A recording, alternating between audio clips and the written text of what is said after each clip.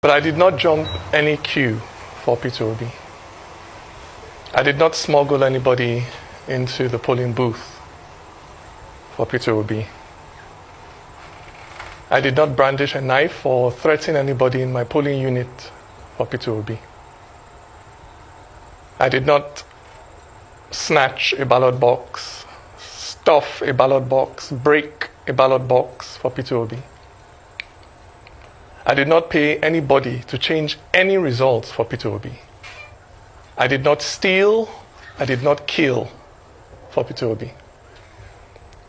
What I did for my candidate was stand in line.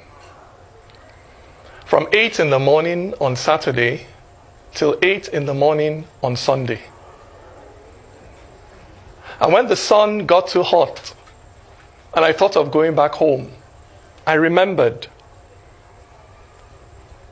shot to death on the train to Kaduna, and I stayed. And when the heavens opened and poured down rain, and I thought of running away to find safety, I remembered.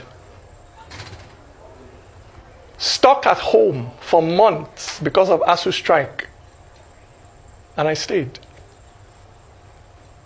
Through my hunger, through my thirst, through my worry whether the children I left at home were fine, I stayed.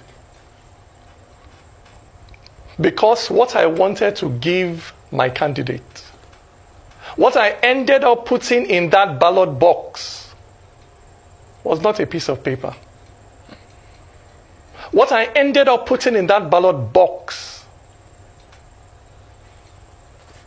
was my hope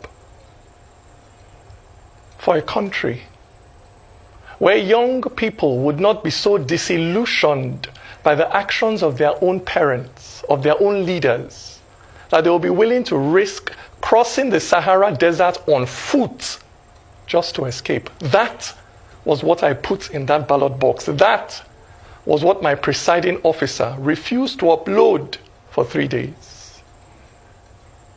The future of that young boy who stood with me, who stood with us as we counted those votes through the night. He was a first-time voter, pregnant with hope. But somewhere between the polling unit and the collation center, that boy's future was waylaid by a politician. A politician that used biro to cross out his destiny. A politician that found where that boy had written hope and wrote over it hopeless. Yes. It is a terrible thing when a Nigerian is kidnapped on the way to Zamfara or Makurdi or Enugu. But it is infinitely worse when Nigeria herself is kidnapped on the way to the collation center. I tell you, my brother, my sister, it is not Nigeria that has her foot on your neck. It is not the Fulani or the Igbo, the Christian or the Muslim that has their finger wrapped around your neck and are now squeezing the civic life out of you. It is not those Yoruba people that don't give a damn whether you eat, whether you have a decent house to sleep in, whether you're able to find a job 5 years after graduating. It is not North or South that uses 8 years to build one bridge or to repair one pothole in the middle of your road. It is that politician who is willing to kill, who is willing to steal to stay in power. That is your enemy. Very powerful piece so there. Many of you have been so serially abused that you have now fallen in love with your kidnapper. That you now hail the swagger of those who steal destinies. You admire the confidence of those who use the future of the Almajiri to fuel their cars.